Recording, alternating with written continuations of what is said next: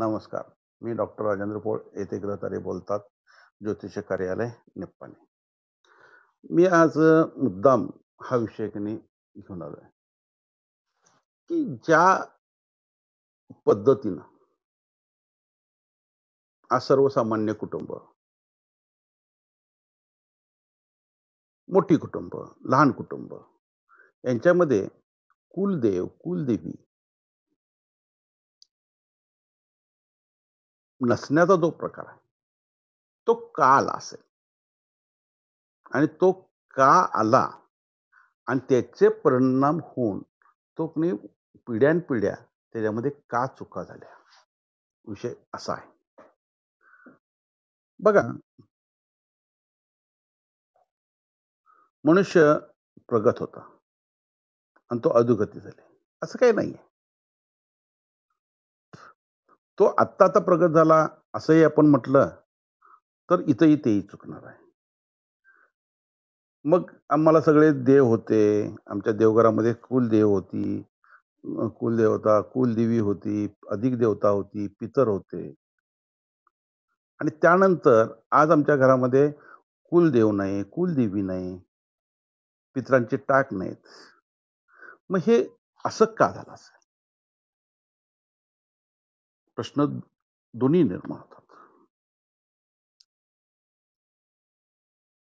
सर्वसाधारण मनुष्य विभक्त झाला आणि विभक्त झाल्यानंतर त्याच्या देवघरामध्ये पितरांचे टाक, कुलदेवी, कुलदेव यांचे मूर्त्या तिथं गोंधळात म्हणजे हरवल्या गेल्या, आणल्या गेल्या नाहीत.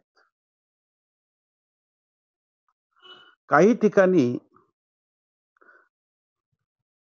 हाच विषय वेगवेगळी देवस्थानं, जी देवस्थानं क्रूर आहेत, ती देवस्थानं तिथं कुलदेव म्हणून आली, कुलदेवी म्हणून आली. उदाहरणार्थ म्हसोबा, त्यानंतर झेटिंग, वेगवेगळे म्हणजे हे, त्यानंतर कुलदेवीमध्ये ताईबाई, करेवा या पद्धतीची देवस्थानाकडे जी आलेली ती देखील कुलदेवी म्हणून आली. रेणुकेसारखं ठिकाण देवस्थान जे आहे किंवा रेणुकेच्या बहिणी आहेत त्यांचं स्थान हे कुलदेवी म्हणून आलं. मग ह्याच्यामध्ये आणि त्याच्यामध्ये काय असा फरक आहे की हे आणि हे का आलं याचा आपल्याला विचार करता आला पाहिजे पहिल्यांदा. तर आपण काय करणार आहे, त्या गोष्टीला आपण कुठं ना कुठेतरी आमच्या डोक्यात गोष्ट ती येणार आहे. सर्वसाधारण ज्योतिषाला प्रश्न पडतोय आणि हा प्रश्न काय पडतोय ते मी आज सांगणार आहे. ज्योतिषी आलेल्या जातकाला विचारतोय, तुमचं कुलदेव कोणतं, कुलदेवी कोणती? आलेला जातक सांगतोय, आमचं कुलदेवी ताईबाई किंवा म्हसोबा, करेवा, ताई म्हणजे इटलाई किंवा आमच्यामध्ये यल्लम्मा आहे, मातंगी आहे, झटिंग आहे. ह्या पद्धतीनं तो उत्तर देतो. लक्ष्मी आहे, या पद्धतीनं तो उत्तर देतोय. आणि आजचा ज्योतिषी देखील ते मान्य करतोय. मग हे तुम्ही जर मान्य केलं तरी तर तुम्ही चुकला. कोण चुकला? ज्योतिषी चुकला. का चुकला? तर ह्या गोष्टी म्हणजे हे जे देव आहेत, हे देव कुलदेव किंवा कुलदेवी होत नाहीत. मग आलेला जातक तर तुम्हाला सांगायला लागलाय की माझ्याकडं हे कुलदेव आहेत, ती कुलदेवी आहे आणि आमच्या घरामध्ये तिचं सगळं आम्ही करतोय. मग इथं दोन्हीमध्ये तफावत आली. मग याच्यामध्ये हे देव का आले असतील हा विषय आजचा आहे आपला. त्याच्यामध्ये आले. काही ठिकाणी स्वतःची कुलदेवी वेगळी असते, पण ती कुलदेवी न घेता त्यांनी की या पद्धतीचे कुलदेवीने आणतात. म्हणजे रेणुका, व्हळेव्हा, म्हसोबा, इटलाई ह्या पद्धतीचे एक नाही देवस्थान आणतात. मग हे की का होतंय?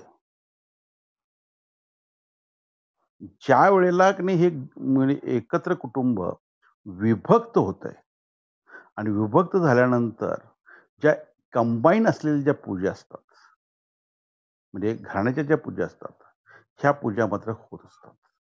आणि त्याच्यामध्ये ताईबाईची जत्रा, म्हसोबाची जत्रा आणि त्यावेळेला हे देव ऑटोमॅटिकली तिथं की नाही पूजले जातात. आणि मूळ जो कोणी कुलदेव असतो किंवा कुलदेवी असते, त्याला की नाही मात्र फाटे फुटतात.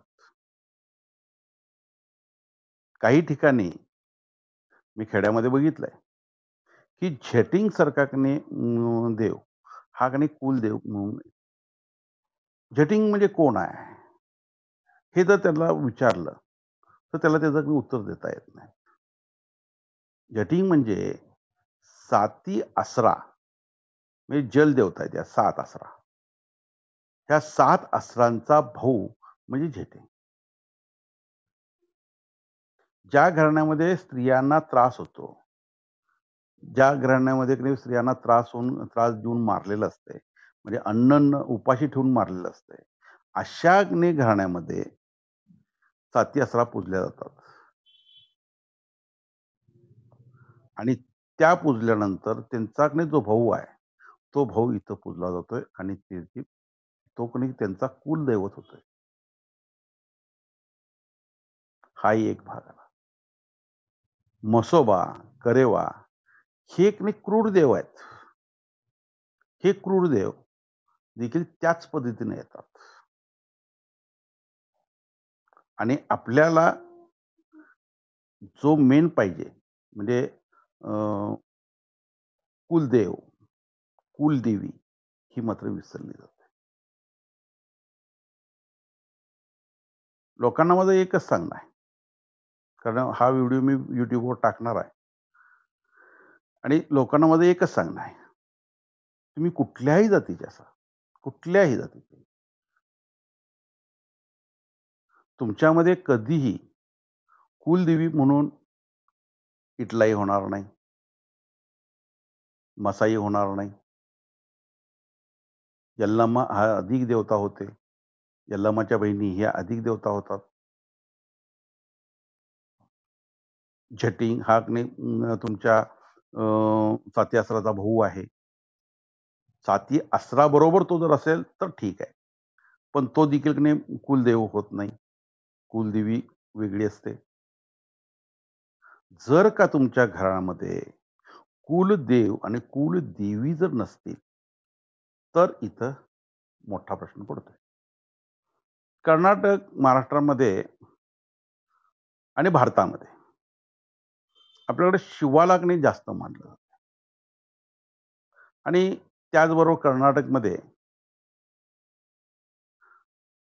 नंदी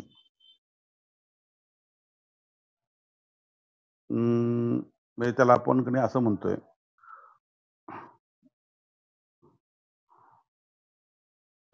बसवण्णा. बसवण्णा. बसवण्णा म्हणतो. मग हा बसवण्णा मग तो की नाही नंदी हा तुमचा कुणी कुलदैवत कसा होईल? तोही होत नाही.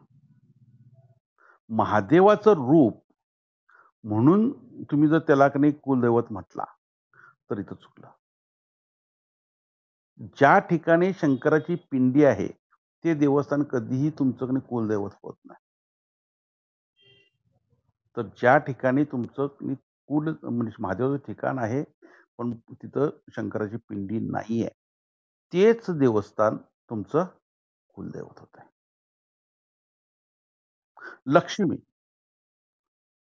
लक्ष्मी हे स्थान जे आहे, हे देखील कधीही अधिक देवतामध्येही येत नाही आणि कुलदेवतामध्येही येत नाही. ह्या लक्ष्मीचं स्थान हे ग्रामदैवताचं स्थान असतंय आणि हे घरापासून बाजूला.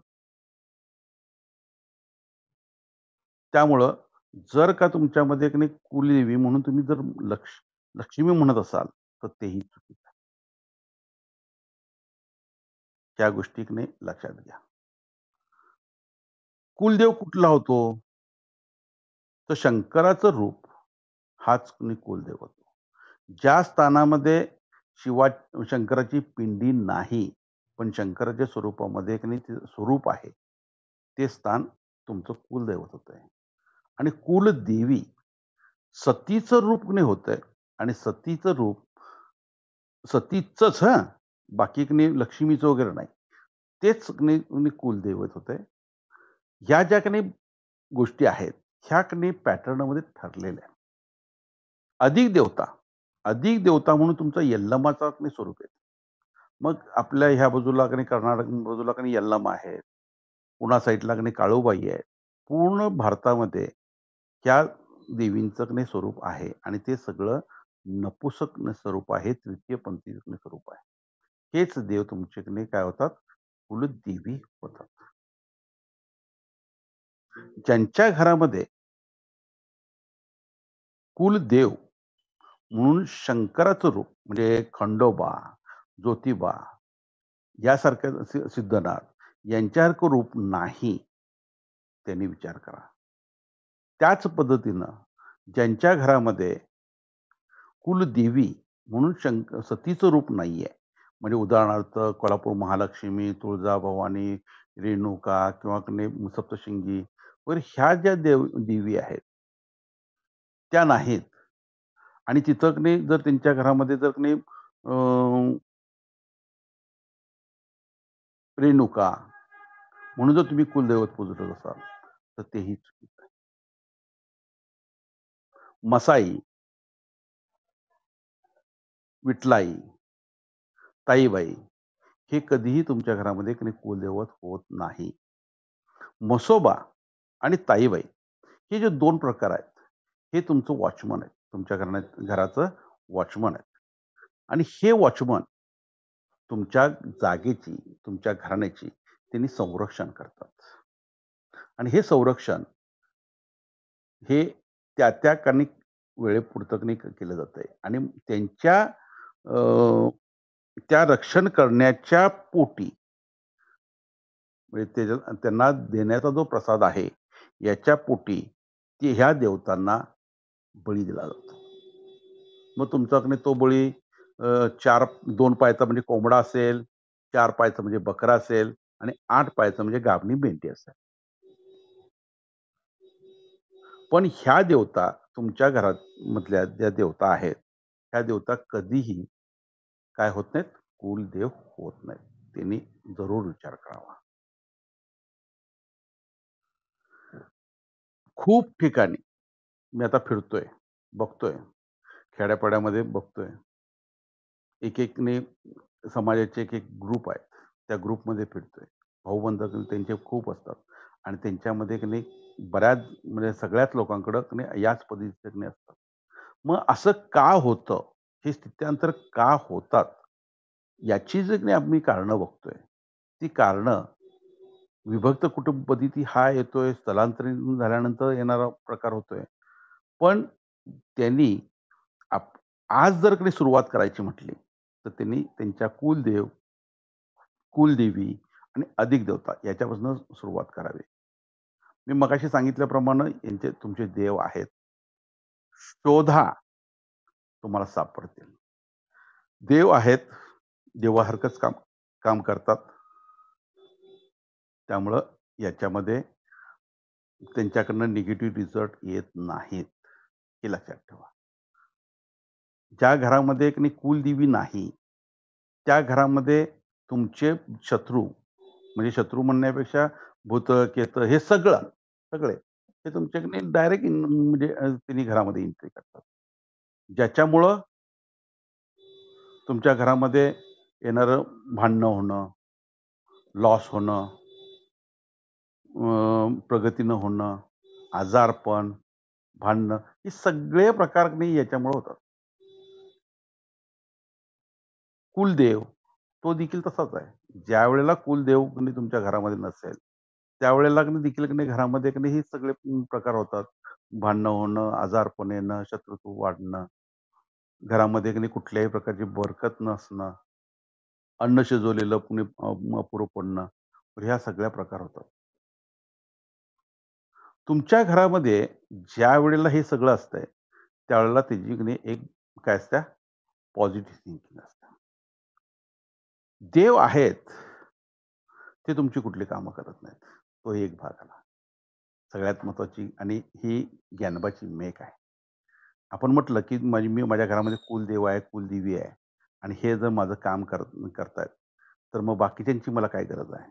तर इथं खरी गंमत हीच आहे, की तुमच्या घरामध्ये जर ते असतील, तर तुमच्या घरामध्ये पॉझिटिव्ह येते, तुम्हाला येणाऱ्या संकटापासून त्यांनी वाचवतात.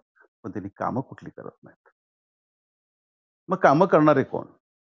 तर कामं करणारे तुमचे पूर्वज. मग त्या पूर्वजामध्ये कोण आलं? पूर्वजामध्ये तुमचे वडील, आजोबा, पणजोबा, निर्वंश आणि असतील तर निर्वंश, असेल तर ब्रह्मचारी. हे तिथं आले आणि हे तुमची कामं करतात.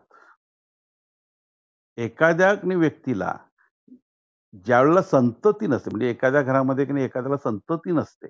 संततीसाठी तो प्रयत्न करत असतोय. संतती त्याला होत नाही. याचं कारण बघितलं आपण, तर आपल्याला कारण पितरामध्येच अडकलेलं दिसतंय. हे कधीही तुम्हाला कशामध्ये दिसत नाही? देवामध्ये दिसत नाही. देव तुम्हाला पाहिजे. देव म्हणजे कुलदेव पाहिजे, कुलदेवी पाहिजे, अधिक देवता पाहिजे. पण सगळं असलं तरी सुद्धा पितरांची सेवा देखील असलीच पाहिजे. हे त्यातलं सगळ्यात महत्त्वाचं कारण आहे. आणि जर पितर नसतील, तर त्या घराण्याला कायम त्रासात असतील. मग लग्न न जमणे, लग्नामध्ये काही प्रॉब्लेम येणे, संततीबद्दल प्रॉब्लेम येणे, संतती झाली असेल तर ती अपंग निघणे, ती व्याहात निघणे, संततीची प्रगती न होणे, असे शेकडो कारणांची लिस्ट आपल्याला दिसते. आणि ही गोष्ट देव आणि पितर याच्या संदर्भात दिसते. म्हणजे ज्या वेळेला तुमचा देवघर परिपूर्ण होत आहे, त्यावेळेला तुम्हाला कुठली समस्या येत नाही. देव आणि पितर हे तुम्हाला समाधान देतात, तुमची प्रगती करतात. तुमच्या घरामध्ये तुमची कुलदेवी आहे का बघा. जी देवी सतीचं रूप आहे. कुलदेव आहे का बघा.